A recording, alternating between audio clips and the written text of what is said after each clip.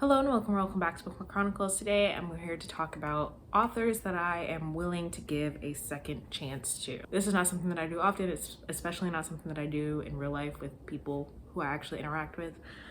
But for whatever reason, I feel like I want to give a few of these authors a second chance. So we're gonna do that. I just got back in from Tacos and Marks and I have this picnic brunch Bellini thingy that I want to try. So figured why not do it now.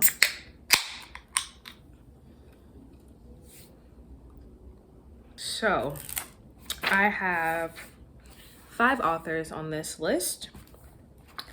I will tell you what I read first by them, what I rated it, if I rated it, and what book I'm planning to read for their second chance.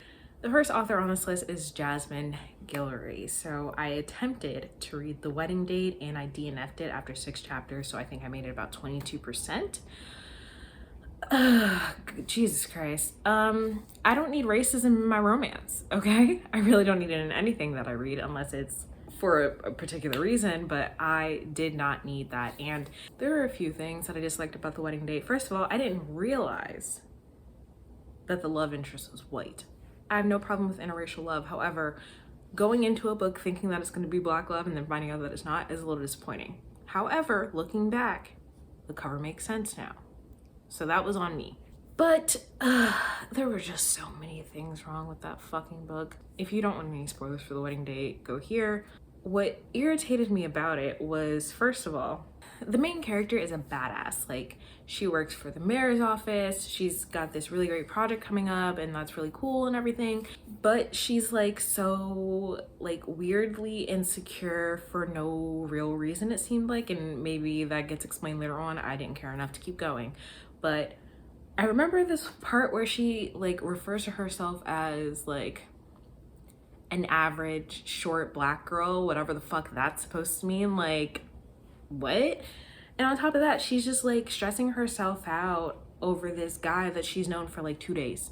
And like, oh my God, does he really like me? He can't really mean it. It's just for show. And it's like, bitch, y'all are ready to rip each other's clothes off. Like, there's clearly attraction there. So what are you second guessing? But the part that made me DNF was she's at this wedding. Mind you, she is like the only black person at this fucking wedding. And this one guy who is a wedding guest, and he's like really fucking creepy, like keeps trying to like rub up on her and stuff. And like, I can understand being in a situation where you like don't want to make a scene, but like also you're uncomfy. So she, she's just like moving away from him, and her date will kind of like, try to like get in between them or whatever. So at one point she walks away and he says, oh yeah, I'd hit that. I've never fucked a black girl before. No, thank you. So then I was talking to Deshauna about it, and she was telling me that later on the love interest says some shit like, oh, well, if black kids just pulled themselves up by the bootstrap, they'd have a better life or some shit. No, ma'am. Because there's no going back from that. If I was dating a white man, which I don't do, and somebody said that shit to me, there is no hope for this relationship to continue, period. So, had to get out of that one. The book that I am planning to read for her second chance is While We Were Dating. I have to read this year anyway because Robin recommended it to me for my 12 Recs by 12 Friends. So, I mean, can it really get any worse than The Wedding Date? I don't think so. So we'll see how it goes. How I read the synopsis for this book. No, of course not. Do you even know me? But we'll see how that goes. I will definitely be reading that one soon. I believe I have the audiobook from Scribd, so hopefully it goes well. The next author that I'm going to give a second chance to is Tessa Bailey. I read Fix Her Up, rated it 2 stars. I'll talk about that more in my wrap up, but yeah, it wasn't good. It was not good. The whole relationship was just weird for so many reasons, mainly the fact that Georgie, the main character, the female main character, has had this weird obsession with what's his name, Travis, has had this weird obsession with Travis since she was a child, and just constantly is talking about how anytime she had any sort of sexual fantasy, he was the object of said fantasy. And I'm just like, this is creepy. stalkerish creepy. Like, she used to show up at all of his games and all this other shit, and it was not cute. It was fucking weird. It was Joe from You weird, okay? He also calls her baby girl. No. And I also really don't like the whole older brother, don't touch my sister, like she's not a fucking grown-ass adult. I did sort of appreciate Travis at one point when he stood up for Georgie in front of her family, but all of it was weird. Also, the opening scene is her throwing food at him. It didn't start off well. It didn't end well. And I really just, their first sexual encounter was cringy as fuck. Oh my God. Yeah, no. I didn't like it. 2 stars. However, I do also want to read the second book in that series, Love Her or Lose Her, because I like Rosie. I'm sort of second guessing that right now, but the book that I'm gonna read by Tessa Bailey to give her second chance is It Happened One Summer. So I've heard good things about this. I think both Kendall and Heather said that they liked it. Kendall was also telling me that the female main character is based off of a character in Schitt's Creek, which I haven't watched yet. So whenever I get to that, I'll make sure that I watch the show first. But yeah, what's it about? I don't know. I think other people have also said that they like this one. So I don't know, maybe Fix Her Up is just weird. Even if I do read the second book in the Fix Her Up series, I don't really know if I want to read the third one because I think that's about Georgie's sister and I don't really give a fuck about her. However, Nat from Nerdy Nat Reads did give me the idea to maybe do a drunk series review. So that might be something, okay? So we'll see how it is. Yeah, actually, I might take Nat up on that because even if I like Love Her or Lose Her, the last one I think is called Tools of Engagement. From what I've seen of the sister, I think her name is Bethany. From what I've seen of her so far, I'm not gonna like her. So we'll see how that goes. It just depends on how much I really feel like forcing myself to suffer. The next author that I'm hoping to give a second chance is Kosoko Jackson. So I had an arc of I'm So Not Over You and I DNF'd it at 5%. Jesus Christ. Basically, that is about a young man whose ex-boyfriend asks him if they can meet. They've been broken up for months now, and main character is still pining after this dude for whatever reason, I don't know. All I know about the love interest is that he's handsome and rich, which frankly is not enough for me. So there's that. They meet and the ex asks if they can pretend that they're still together because he didn't tell his parents that they broke up, that he broke up with him specifically. And I wasn't feeling it. It was weird, and I don't know why the main character agreed. Like, in his head he's like, oh, right now he's gonna tell me that he still loves me and wants to get back together, and like, no, he wants to use you and you're gonna let him? It's not giving. And then Robin ended up reading it knowing that I DNF'd, and she said, you never even found out why the fuck they broke up. No, ma'am. So the book that I'm gonna read to give Kosoko Jackson a second chance is Survive the Dome. I saw, I think, Starla talk about this and it sounded pretty decent. And maybe I need to read something in a different genre by this author, so hopefully it goes well. I don't have a lot of experience with authors who write in various genres, so we'll see how it goes. I think it's gonna be good. Do I remember what it's about? No. I just remember that it sounded interesting when Starla was talking about it, so hopefully it is. The next author that I'm going to give a second chance to is Sarah Gailey. That's right, author of The Echo Wife. Now, if you haven't been around here long, I do have a drunk book review of The Echo Wife. I will have that linked in the cards for you and in the description. I really fucking hated that book. And if you saw my most recent video, I read 5-star reviews of it and I still don't understand the appeal. Now, I did try to request an arc of an upcoming book that she has. I didn't get it. Have they seen the review? Maybe, maybe not. I don't know. But it's probably for the best, you know? My arcs this year have not been good. Out of all the arcs that I've received this year, 2 were DNFs, 1 was a 2-star. So, not doing great. However, I did just get an arc of Babel. So, I think things are finally looking up. So what I did with Miss Gailey is I went on Goodreads and looked at her highest rated book, and that one is called Magic for Liars. I don't remember the synopsis, naturally.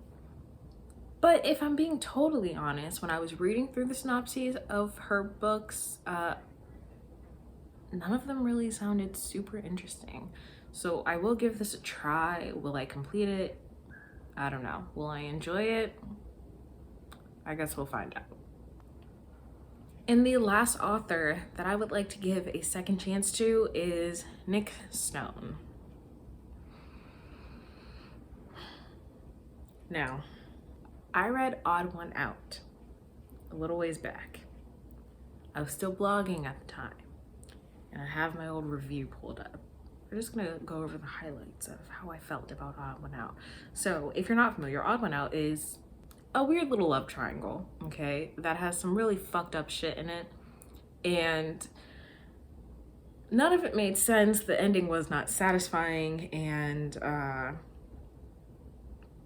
I don't see the appeal. And I understand what she was going for. I read the author's note where she talks about her own experience with bisexuality, and I completely understand and respect all of that. I'm not queer, so I can't speak on queer representation. However, this one made me uncomfy. So let's get into my review. So in this book, we have three characters. Courtney is a dude. He's been best friends with Jupiter for a really long time. Jupiter, at the beginning of the book, identifies as a lesbian. And then the third girl, Ray, she comes in and becomes really good friends with both of them. And yeah, my review was long. This is like these essays that people be writing on Goodreads. Anywho, let me just skim through it real quick and I'll give you some highlights. Okay, so I wrote this review in 2019, and I started talking about how I was really excited because there was going to be a love triangle where there wasn't a clear OTP. So I was like, okay, cool, like we'll see how that goes. First and foremost, I hated Courtney.